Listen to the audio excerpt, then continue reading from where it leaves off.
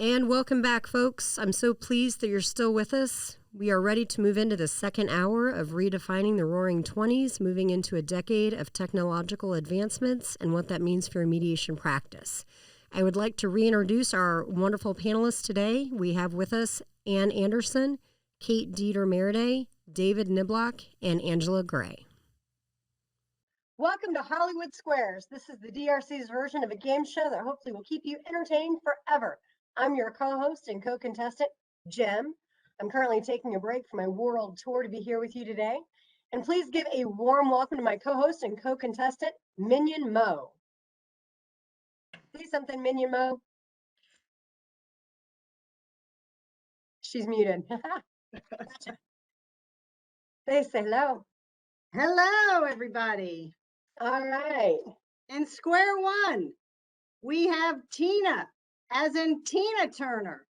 She's a lawyer turned rock star. Angela, that's your cue. Oh. Yeah, Angela, Tina? where is Tina? Okay, so we'll come back to square one. And in square two, we have Willie Nelson Niblock, a not so famous singer-songwriter, lawyer, and mediator from Cleveland, North Carolina. Willie has been on the road again, but has come off the road to be a part of this presentation of Hollywood Squares. And it looks like we've got Tina with us. Yes, I'm here. I'm finally off of my latest rock tour. Voohoo! My wig is not working. Okay. And where is Willie Nelson? Willie, there's Willie. Can everybody get a good view of Willie? Say something, Willie, so you pop up on everybody's screen.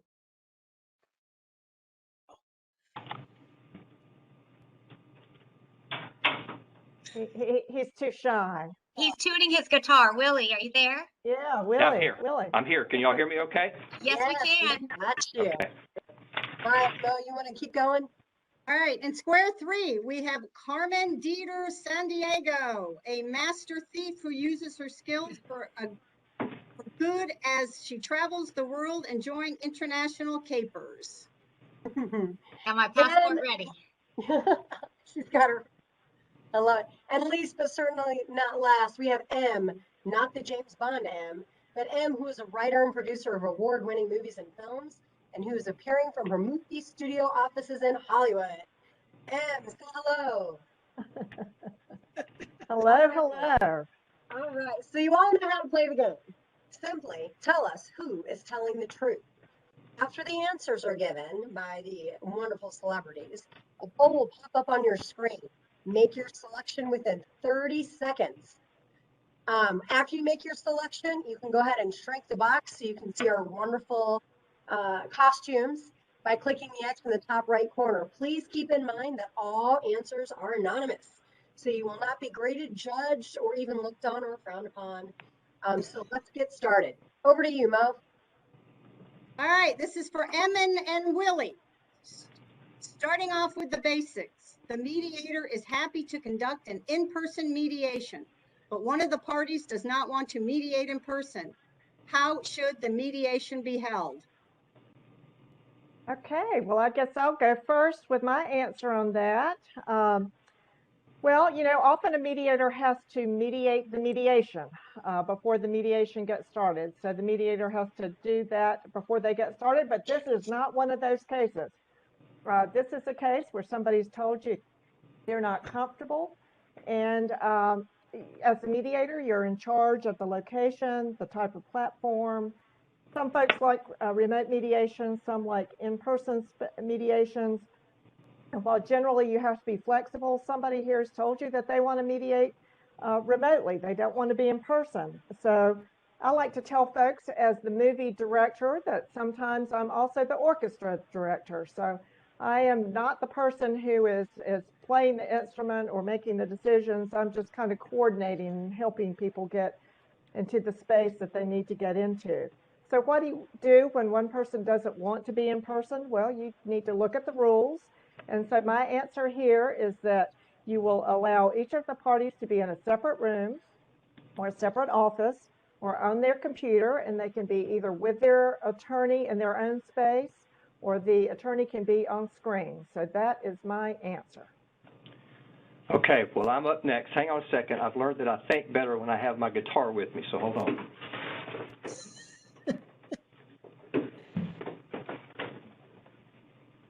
All right, so now, on the road again. Just can't wait to get on the road again. The life I love is remediating for my friends. I can't wait to get on the road again. I love Ann. She's a great lawyer. She's a great mediator, but she is from Surrey County and she has some issues. So I'm going to respectfully disagree with her response. And I think these qualified, competent, wonderful mediators that we have who are certified and all sorts of other stuff need to talk to the person who's uncomfortable and convince them that it's okay, that we can be in person and be safe and comply with all the COVID guidelines. And so I'm going to respectfully disagree with Ann and say that it's really up to the mediator to convince the party to do it live. That's my answer. Okay, so the poll is up. If everybody would go ahead and place your answer. The clock is ticking, folks. 30 seconds is all we're going to give you. Remember to press submit after you vote. So vote and submit.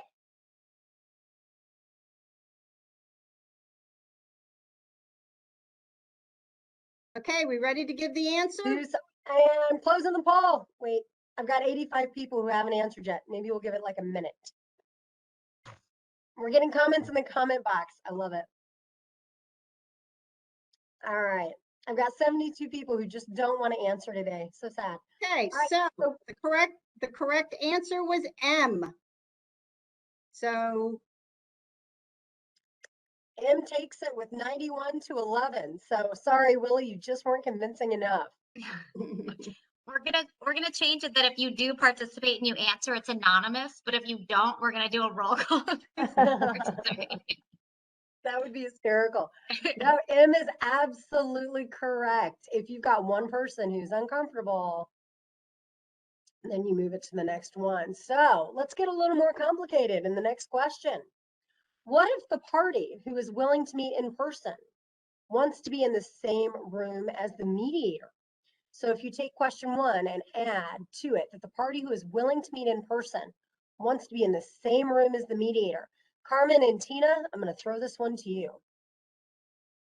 Okay, I'll take it first. Sorry, Charlie, the whole mediation must be done remotely as a party does not consent to hold the mediation in person. So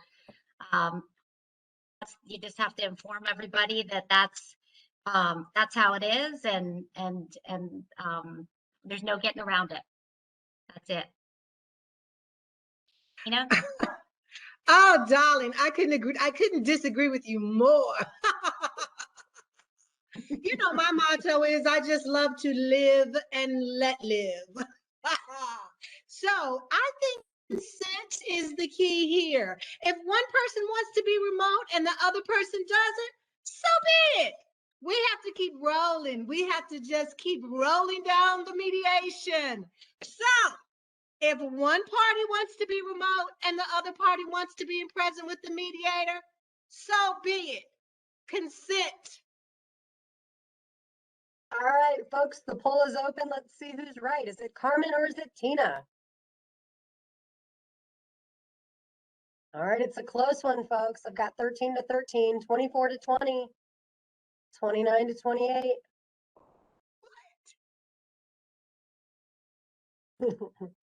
I wish you all could hear Mary laughing in the room next to me.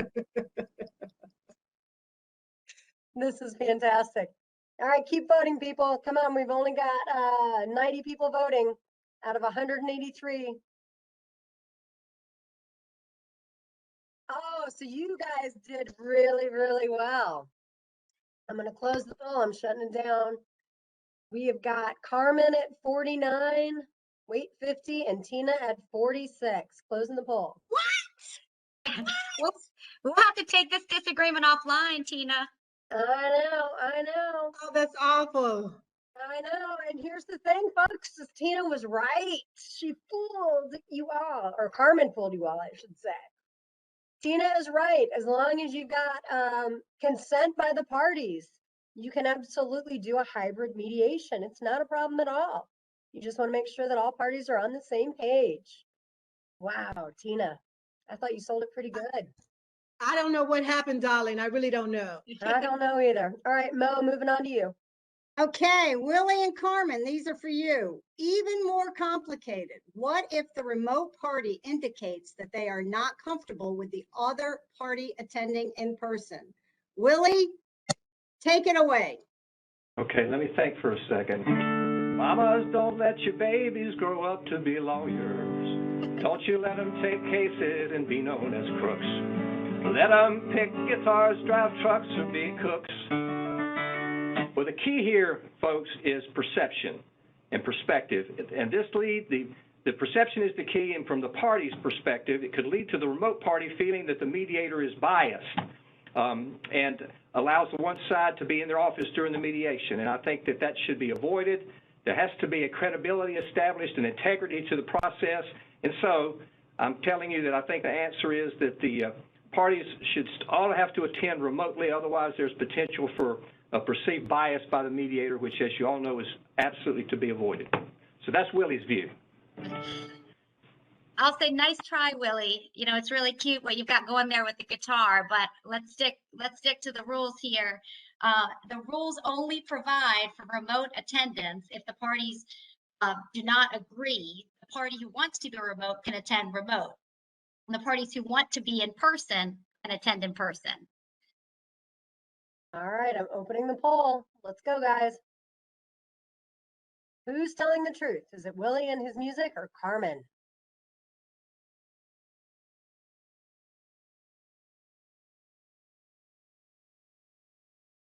$15 more seconds. Get your answers in quick. I need the Jeopardy theme going. I know, we need to. All right, it's pretty close, guys. Get your last votes in. All right, Willie takes it with 52.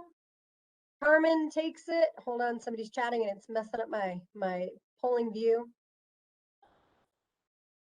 Technology, it's killing me. No, wait, hold on. Got it. All right, so I'm closing the poll. Willie takes it with 52. Carmen has 46. Minion Mo, tell us how it works. Really shouldn't have been that close.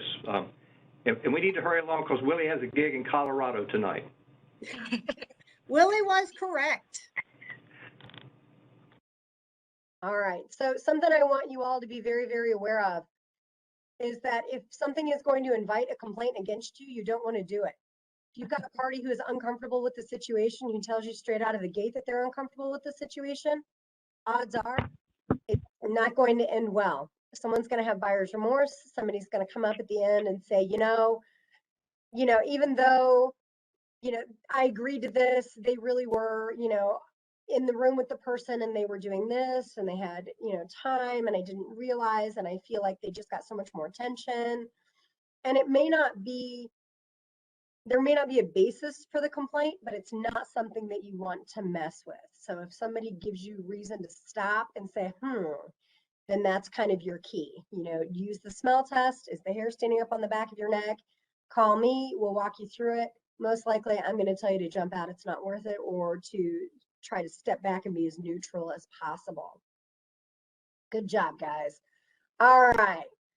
We're going to throw this question to Tina and M. Ladies, are you paying attention? We are ready. All right. The parties to a mediation reach an agreement, but one of the parties is not comfortable with electronic signatures. How should the mediator handle the situation? I'll go first, darling. I have toured all over the world multiple times. One thing I'm used to as a singer is signing agreements and contracts. I live by them. I mean, I have to get my money and I have to make sure that everyone has signed on the dotted line. So for me, I am going to set a date to reconvene that mediation and make sure everyone has signed. If everyone lets me know that they've signed and I have proof of signatures, then we don't have to reconvene. But if I don't have proof, then I'm going to reconvene that mediation to make sure everyone has signed the agreement. After all, I know all about contracts, darling. Tina, you are so wrong. You are not the agreement police as a mediator. You are just simply the director. The parties are entitled to do their agreement, come up with their agreement in any way that they want. So you shouldn't interfere with how the parties want to formalize their agreement or come to an understanding that they have all agreed. So all you need is to have somebody acknowledge in an email that they agree to the agreement. You should not be the agreement police. You should not be interfering. And that just is simply not your role, Tina. All right, we've got two wonderful answers. I'm going to open up the polling box as soon as my computer wants to work with me.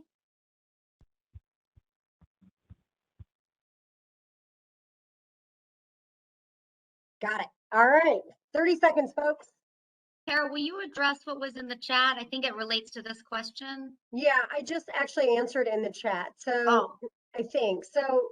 The question is if the parties cannot agree on in-person or remote, and one party can attend in person and the other remotely. So basically what I'm saying is that if you can't get consent by all parties, then you need to hold it remotely. If you get consent to do it in person, then you all can do it in person. If you have a hybrid situation where one party is willing to be in person and one person is willing to be remote, that's okay as long as everybody consents. But I would caution you that consent at the beginning isn't always there at the end, right? We don't allow or provide for waivers with the DRC, but I'm a big fan of CYA. Excuse me, cold. I'm a big fan of CYA. So send out an email just to confirm everybody agrees that this is the way we're going to hold this mediation. Party A is going to be with Party A's attorney in their office. Party B and Attorney B, they are going to come to the mediator's office, and we are going to remote in Party A and Party A's attorney. And if everybody agrees, then that kind of gives you a buffer in the event that Party A files a complaint later on down the road saying that you were biased because you were sitting in the room with Party B. If you get into a situation where Party A says, okay, I understand that Party B wants to be in person with you, but I don't like that idea. I'm afraid that it's going to cause problems. Listen to what Party A is saying to you. Don't try to convince them that it's going to be okay. Just simply say, you know what? The rules provide for remote. We're not in agreement. Let's just do it remotely. And then the mediator is separate from Party B and from Party A. Okay. Does that help? Yes. So if the poll goes up and use the chat before you answer, the poll disappears and you cannot get back to it. Didn't know that. All right. So we're learning something about WebEx every day. Oh, wow. All right. So I'm going to try to get back to my polling to see how we are doing on that previous question. And if anybody has questions on what I just went over, by all means, please email me separately because it is a very complex situation to be in. All right, so answer those polls. We've got 52 to 37. We still have 84 people who don't want to answer. I think I'm going to stick Kate on you and make her go through and do a roll call. Ooh, we got one person to answer. Okay, I'm going to close the poll, folks. 53 people, 54 people are in favor of Tina, and 37 in favor of M. All right, so who's the winner? Tina. Tina is the winner. She takes the cake again, folks. This is a good one. Absolutely try to make sure that everybody is comfortable with that final document. You definitely don't want something popping up later on down the road. All right, Minion Mo, I'm throwing it back to you, kid. Next question is for Ann and Carmen. The deadline to mediation is approaching quickly, but the parties have not finished discovery. The parties still want to mediate, but cannot agree on a date until after the deadline. What are you supposed to do as a mediator? Well, you know, this is another one of those things. Deadlines are just guidelines in mediation. They are not rules. The courts want cases to settle, so they do not want to be involved in anything mundane like scheduling. They don't need to be bothered.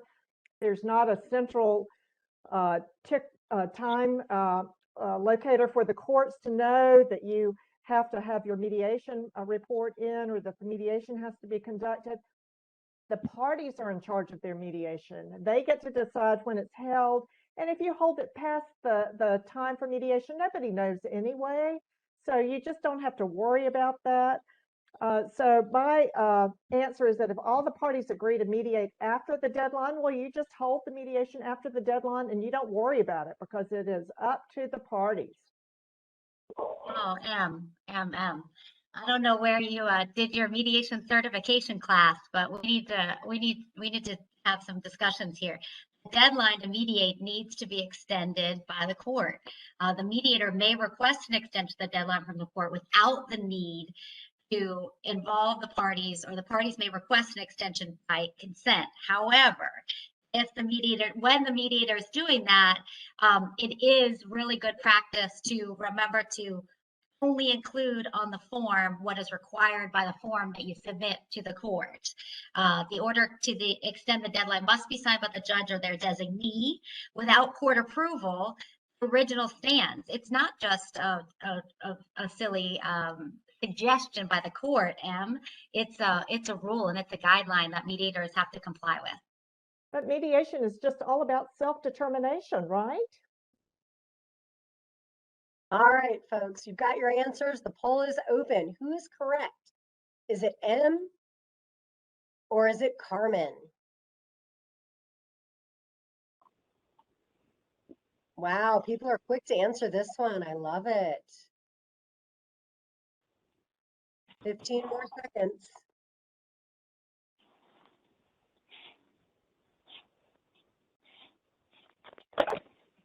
Remember, these are anonymous, folks, so we can't see who you are. All right, so I'm going to close the poll. We've got 6 votes for M. M, you just didn't sell it. Carmen ends with 99. Now, one thing that I do want to mention is that I know this seems a little silly because we go over this so many times in these CME presentations, and we went through it in the previous hour. But folks, that deadline is absolutely essential. And I will let you know that we have received a complaint before, and it was a valid complaint that went up through the committees. And the complaint was filed by a party who was upset with their mediator because they mediated past the deadline that was set by the judge. Now, it's an interesting case because the parties had a deadline and they met for mediation, and then they couldn't resolve it, so they decided to reconvene, and the deadline passed, but they all agreed to continue to reconvene past the deadline and to continue to mediate. The problem was that they were way past the order, okay?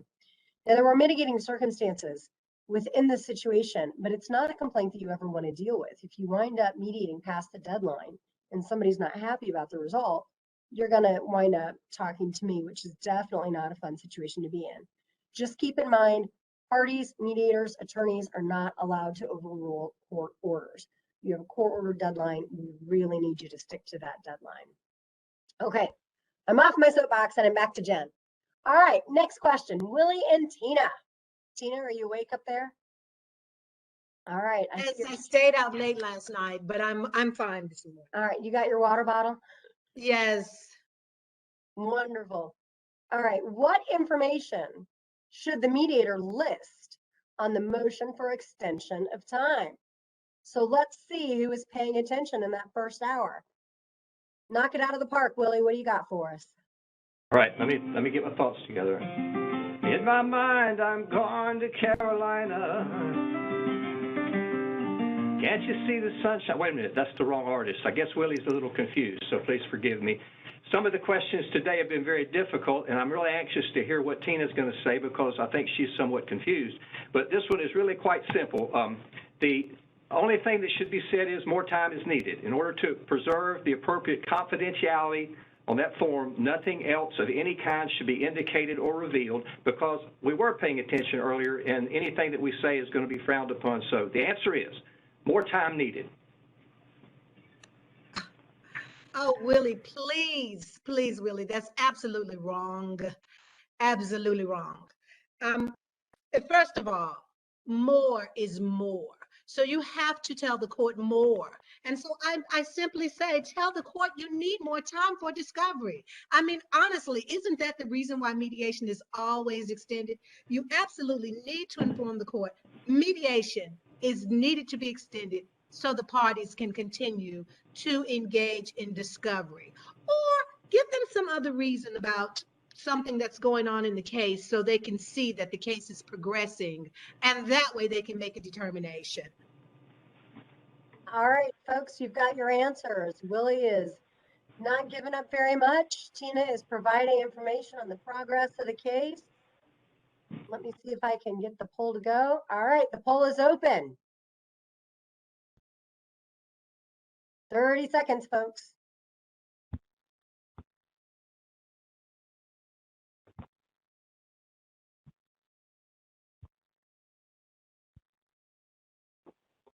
Fifteen seconds. We're getting some good responses. People are starting to wake up. All right, let's go ahead and shut it down. Willie, you take the cake with 91. Tina, you did get a whopping 13 votes. I tried to take. So just so you all know. All right, Willie was correct. The information needs to be extremely limited. More time needed is all you need to put. The confidentiality standard is extremely narrow, folks. You cannot share information with the court staff, the judge, nobody, anybody. You just can't do it. Don't do it. If you have any questions, call me, but please, please keep it super, super simple. All right, over to you, Minion Mo. All right, the next question is for where in the world is Carmen and Willie Nelson? The mediator finishes the settlement conference and completes the report of mediator. What is the mediator required? Who is the mediator required to send the ROM or report of mediator to? All right, I'll start off with this one because it's so obvious. It's so easy. Just the court. Just the court. Just off the top of my head, Rule 6B4A only requires a copy to be sent to the court. Once I finish the mediation, I'm done with the parties. I'm done with the attorneys. I move on. I don't feel like they know what happened at the mediation. They know the agreement. So I move on and just file the report with the court. Wait, Willie, we're having trouble. You need to do a sound check with your music team. I'm trying to find him. Okay.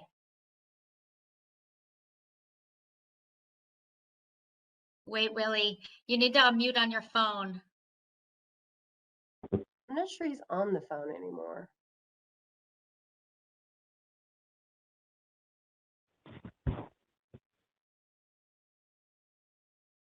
When he converted to James Taylor, he got canceled as Willie. I think so.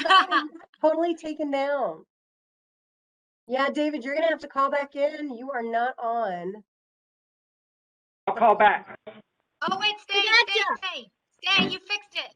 Okay. Whiskey River, take my mind. Don't let a memory torture me. Whiskey River, don't run dry. Your hair looks great, and all of that is good, but your answer is definitely wrong. Look at the form. The form talks about a copy on the instructions at the bottom being sent to the parties. So clearly the form needs to be sent to both the court and the parties. So thank you, but that's the answer. All right. Agree to disagree. Poll is open, folks.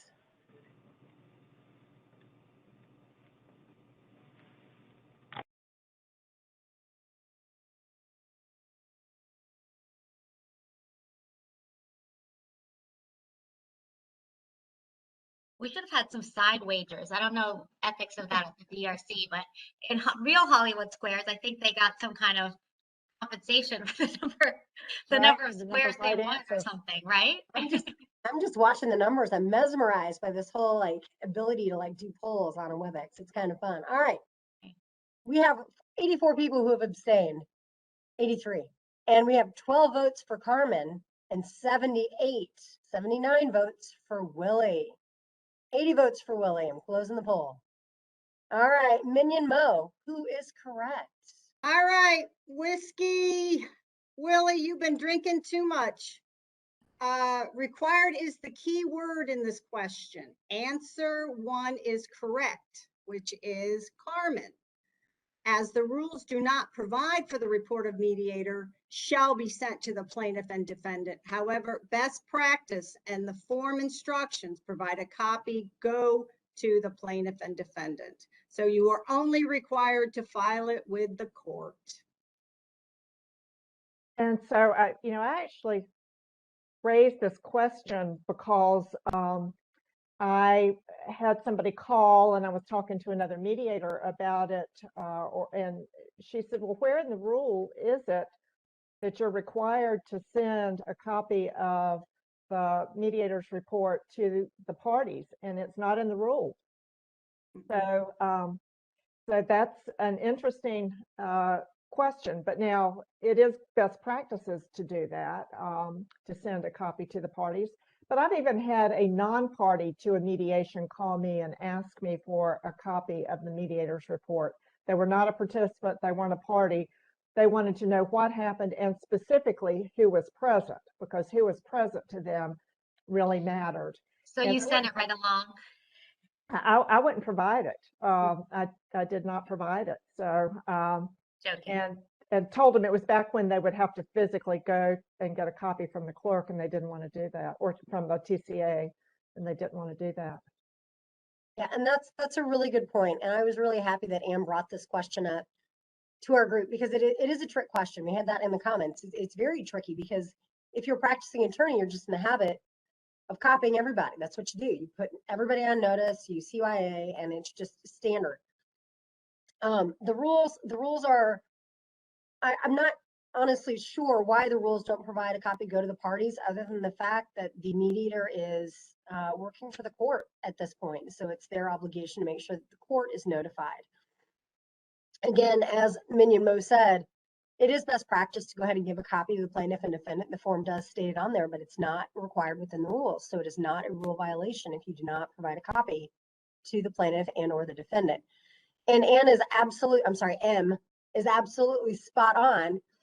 If you've got somebody who's a non-participant asking for any information, confidentiality absolutely prohibits any information going to a non-participant. And you tell them, go check out the court file. Because if it's been filed, they can go take a look at the report mediator. You are under no obligation to provide that to anybody. Any questions in the chat? I see all kinds of chat things going up. And I was really even nervous, Tara, telling somebody that I didn't even want to tell them I'd held the mediation. So that was the other thing. I mean, because they weren't part of it. So I just, but they knew that a mediation had been held and they called and wanted the report. Yeah.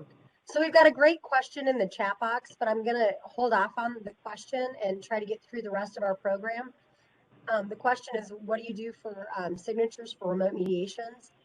And I'd love to address that, but let's do that at the very end and make sure that we hit it. And the other comment is that when you all are chatting during the polling, nobody can hit the submit button, including me. So try not to chat so much during the polling process, and we'll try to run through this. All right. So I'm back into my gem mode, and we have to figure out where I'm at. All right, Tina, are you awake? This is for you. Yeah. And this again, let's see who is paying attention to this morning's program. Mediation is scheduled, and everyone shows up except for the plaintiff. How do you fill out the report of mediator? Okay, darling. Okay, this is very simple. It's a giveaway. How can I hold a mediation if the plaintiff doesn't show up? I mean, clearly the mediation is not going to be held. After all, it's like me showing up at a concert and the venue is closed. How ridiculous would that be? If the plaintiff doesn't show up, then the mediation is not going to be held. And you know what? I'm going to file a report with the court saying that the plaintiff didn't show up and she was non-responsive. Oh, Tina. So everybody who's mediated has had that happen, where you schedule the mediation, you go ahead and you hold the mediation, and folks come and somebody's either late or they're not, you don't know if they're coming, and so you sit and you look at the clock, or they don't click in on the Zoom, and so you wait some respectable period of time, and then you have to decide what to do, because clearly you can't reach an agreement if one of the parties to the agreement isn't there.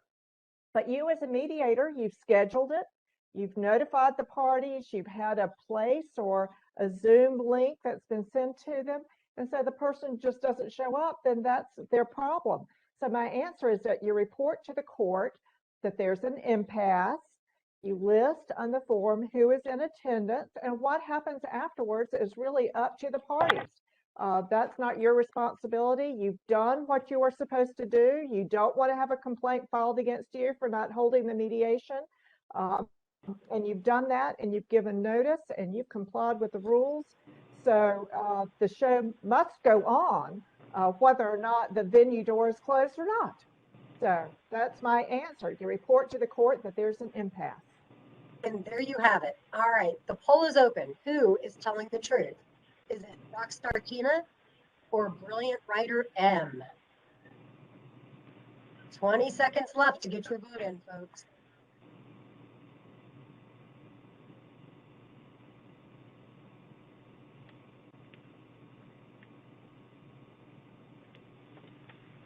Ten seconds.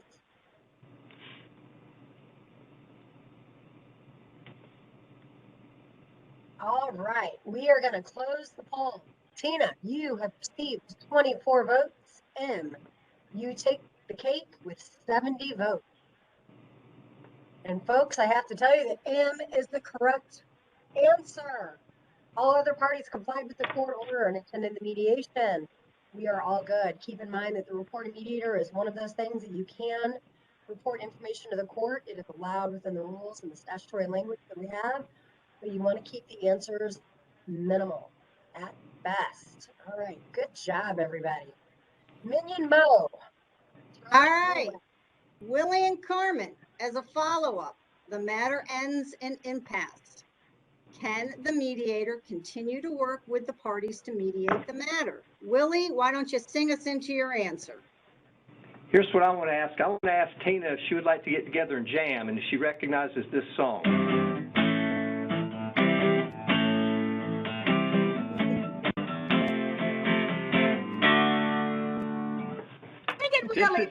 Willie, play it, Willie. This is an interesting question. Can the mediator continue to work? And the answer is, of course, absolutely.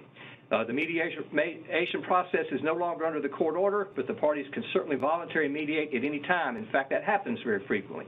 If the mediator was designated, the parties will be entering into voluntary mediation. If the mediator is court appointed, then the appointment has been concluded, but the parties may still enter into voluntary mediation, at which point I would strongly suggest that the standard mediation agreement that we use be employed and utilized in that particular situation. So I'm anxious to see what Carmen's going to say, because I'm sure that it's incorrect, but that's my final answer. Oh, you're muted, Pam. There you go. Oh, Start sorry over. about I that. got you. Okay, I don't know why you'd say that, Willie. I've got a pretty good track record here today. And, once the process has concluded, the parties need to move on to the next phase of litigation and duke it out in the courthouse. Plus, who's going to pay you if you've done the mediation, you've sent your invoice, it hasn't resolved? I mean, who's going to waste time following up and trying to see if the parties can get anything resolved? No. The answer is no. Process is concluded. Move on. They need to go on and fight it out in court. Sorry, Willie. All right, let's open the poll. Who is correct, Willie or Carmen?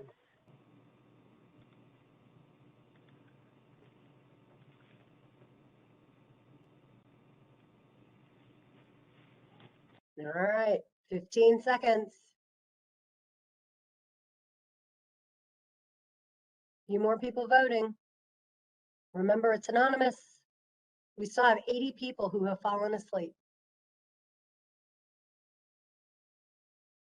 All right, we're closing the polls. Minion Mo, can you believe it? Willie has 87 votes and Carmen has 10. Tell us who's the winner. Now, big wheels keep on rolling into an answer with Willie was correct. Nice. That's awesome. All right. So, That's no Tina, surprise. I think maybe my music has put everyone asleep. To sleep, Tara. That might be what's happened. I love it. Nice and calming music. All right. So what we're going to do is we're going to keep rolling with Tina and M. A mediator receives a copy of a complaint by party A that is sent directly to the senior resident superior court judge. Can the mediator respond to the judge? Tina and M, what do we think? First of all, darling, I have an exquisite and exceptional reputation as a mediator. And no one, and I mean no one, will tarnish my name without a fight. So yes, absolutely, I will respond to that. And the senior resident superior court judge will be the official presiding over the complaint. And I know that I will prevail because my reputation is impeccable.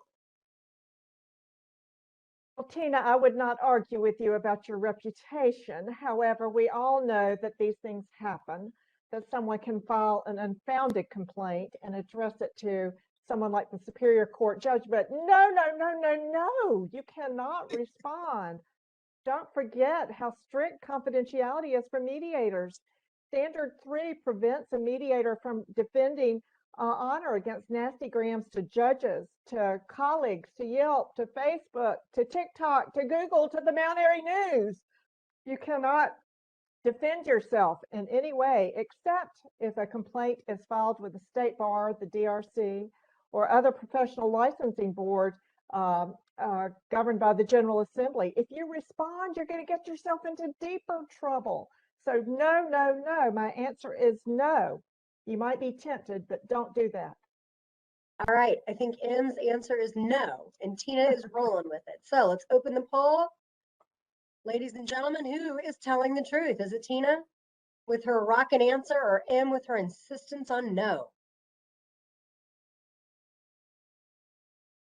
All right, 20 seconds left.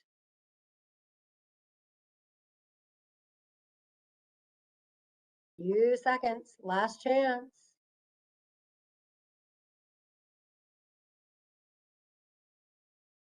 All right, folks, I'm going to close the poll. Tina, you received 10 votes, a mere 10. Oh my M, goodness. 88 votes. Nice job, M. M is absolutely correct. You may not respond to hate mail, even if it is sent to the senior resident superior court judge. And believe it or not, we have had this happen. It's not frequent, but when a judge sends me a letter written by a mediator that has all kinds of confidential information inside of it, you can be guaranteed that went straight up to the committee. So please be mindful. If you have any questions, give me a call. All right, folks, that concludes our game of Hollywood Squares. Give our celebrities a round of applause. They did an amazing job. I'm going to put this thing off. And we are going to go into straight on. You got 10 minutes of question and answer. So for our panelists, what I would like to do, wow, Tina, you look great.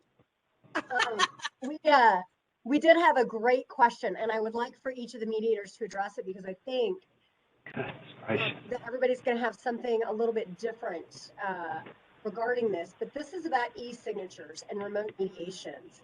And what you use and how you maneuver through that situation. So, David, wow, you transformed quickly. I'm going to go ahead and start with you. How do you deal with electronic signatures? I don't think he heard you. Yeah, David, I'm going to go to you first. Well, you know what? Let's go to Anne. Okay. We'll come back to you, David. Don't worry. I So, won't lose you. all right. So I love Docusign. So I have I have used Docusign for my mediated settlement agreements. Fairly easy to use. So you just upload your document, you have the email addresses of the participants, and you send it to them. And you can also send copies to folks, like to their counsel, if you want to make sure you do that. I have also just actually had things faxed to parties and have had them sign and then scan and email back. There's a mechanism if you have an iPhone, an Apple phone, that the parties can sign there. I've not used that, but I know it's available. And also in Zoom, you can actually, there's an ability through the edit function to get people to sign on Zoom. Now, I will tell you, I have now defaulted to really encouraging parties to go ahead and enter into the final agreement rather than signing a mediated settlement agreement. And also I've used Docusign for that. But I actually had a call from a judge who told me he was not calling me about a case I mediated, which of course I knew that he was calling me about a case I mediated, where I had reported to the court that the case had been settled because the parties had signed the mediated settlement agreement. But as is customary in most of my mediations, if there's a mediated settlement agreement that's going to be signed, they're going to sign a bigger, longer agreement that does everything. But I had reported that the case had been settled because it had. But the parties didn't submit their dismissal, and they kept asking for additional time to submit it, and it was like a couple of months afterwards. So he was just calling to ask me just what was typical. So I do think getting the signed document and getting the final signed document is extremely important at mediation, because none of us wants to get crosswise with the judge. DocuSign's easy, and that's what I primarily use. But that's just an aside on getting the final agreement signed. Angela, how do you deal with electronic signatures? Typically, I have used email to send a PDF document or Word document to the parties at the conclusion of the mediation, and just have them, if they can access it in PDF form, just put a signature on it, scan it back to the other party and scan it back to me. But I've also had situations where the parties are prepared to sign their final settlement agreement during the mediation. And so we've actually, we've not reconvened in the sense that the mediation was shut down. But what we've done is we've just kind of put the mediation on pause for the attorneys, because they're usually in their office, to go ahead and submit the final settlement agreement to the other side. And then everybody can sign off on that final settlement agreement. And then we just communicate via email with using PDF files and scanned documents. Wonderful. All right, David, I'm going to flip it back to you. I think that we have used pretty much every different procedure that I've just heard discussed. And of course, in the family law cases, sometimes we have two different types of documents that are being negotiated. Sometimes it's a court order, sometimes it's a private agreement, and frequently we have done things even when we're local, when we're all but Zoom, but we're not in the same office. We've delivered things to the folks. The lawyers have delivered them so that orders can get signed by the parties and the judge that particular day. We've also used faxed and had signatures signed and then forwarded back. I've always incorporated the attorneys into that discussion, because we need to figure out how to best do it in a way that's effective and binding, but also is the most convenient to the parties and honors the fact that the whole purpose of being there is to have that document of some kind ready to go. And we do also frequently encounter situations where the lawyers have prepared a full-blown agreement, and that's always great, because then we can finish everything at that particular time. Wonderful. Kate, do you have anything to add? I use Docusign, so I won't go over that again. The only practice tip I would have is I think it is important to not conclude the mediation until all the signatures have been collected. So I'll stay with participants and help them troubleshoot if they have any issues with Docusign. One of the things I love about Docusign is that there's no order for the signatures, so everybody can sign simultaneously. It doesn't matter. You don't have to go from one person to the next, to the next, to the next. Everyone can sign right away. So I find it to be particularly efficient. And I believe Adobe also has a platform where you can have electronic signatures. When you have that hybrid situation where often there's, for example, let's say a plaintiff and a plaintiff's attorney, and they're physically in the same office, and then the other parties are participating by Zoom. In that circumstance, typically send the agreement, have them print it and sign it if it's more convenient, scan it, and I'll send it Docusign to the remaining people. And I see Frank Goldsmith asked the question about the counsel of the parties signing, and that is in the rules. I mean, because I have noted that you have to have, if you have a mediated settlement agreement, you do have to have counsel for all parties and the parties to sign it. I've just done that on Docusign as well. I just have a place for counsel to sign it, but I, like Kate, want to keep everybody involved, because I had one situation one time where a plaintiff signed off and got off the Zoom and didn't know how to use Docusign, and I had a sleepless night worrying that perhaps she had changed her mind, and had to keep following up with the attorney, but she was able to work her way through it. Yeah, and Frank's question is interesting because he actually had an attorney in one of his mediations that refused to sign off on the document, and he had to, I think, mediate that situation a bit. And he's nodding, so I think I've got it right. Have any of the panelists ever experienced that situation where you really had to work on the attorney to get them to sign the document? Yes, I mean, I had to send them a copy of the rule. I just referred them to the rule, and then they signed it, but they were really surprised because I don't think that's a uniform practice that mediators get the attorneys to sign it, even though it's in the rule. Fair enough. So that's something that we need to focus on at our next CME, right? Or perhaps change the rule. Oh, there you go. Because that I think it bothers attorneys if they're signing on this agreement, and they wouldn't be required to on the formal agreement. So that's just a note. All right. Well, if you send me a formal request, I'll send it up the chain. Okay, I'll do it. And one other thing I'm seeing in the chat, a really good point about keeping a mediation open.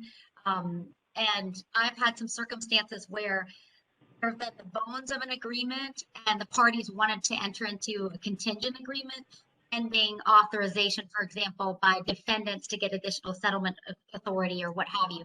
And so by agreement, the parties have chosen to have an agreement drafted, fit through Docusign, and then only have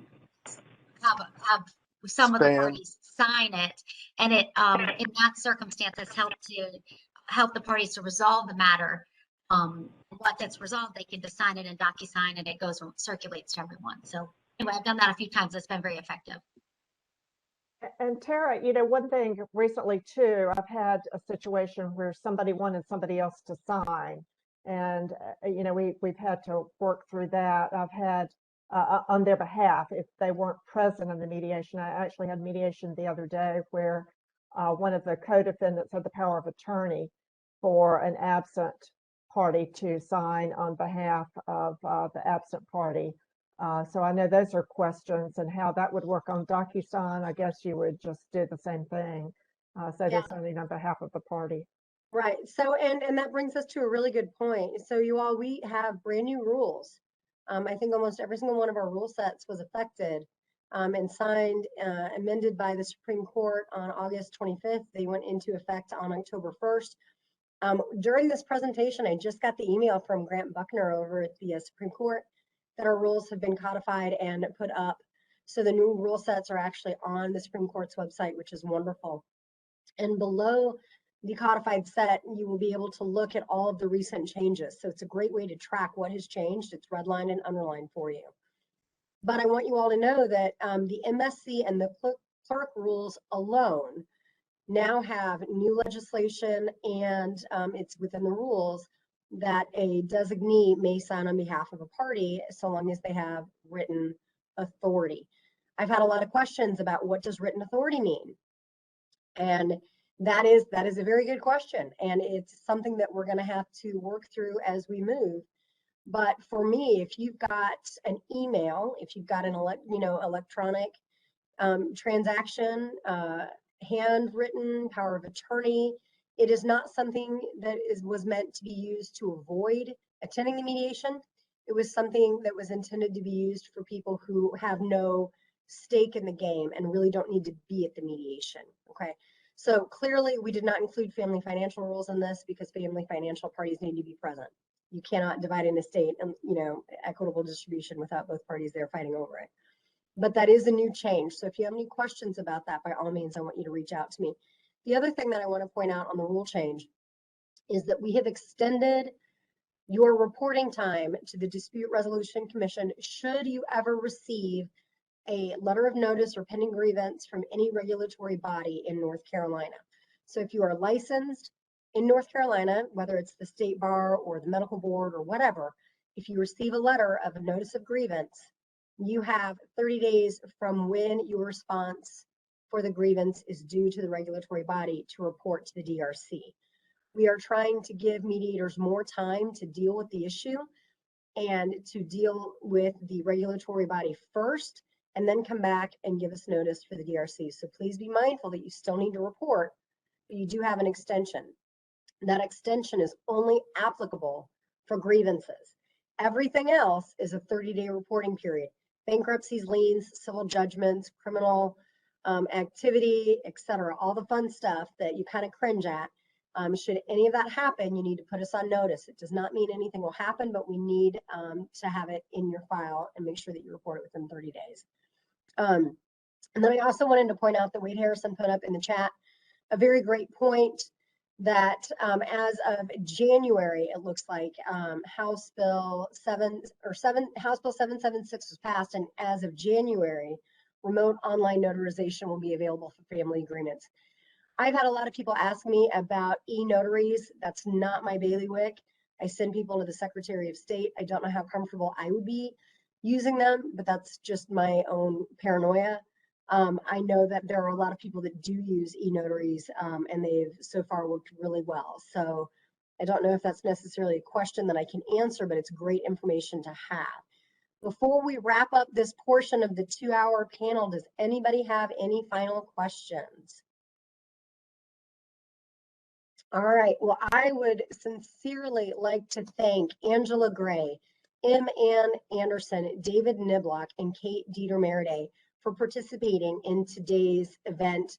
The panel was a lot of fun. We had a great time doing it. I hope we kept you awake. I want to thank DRC staff, which is Maureen or Minion Mo, which she will always be from now on, and Mary Brooks for helping keeping everybody on mute. I also want to give a shout out to Stephanie Smith, the AOC Custody Mediator Manager, as well as Sarah Cromer, who is the chair of the NCBA Dispute Resolution Section. This has been a great panel.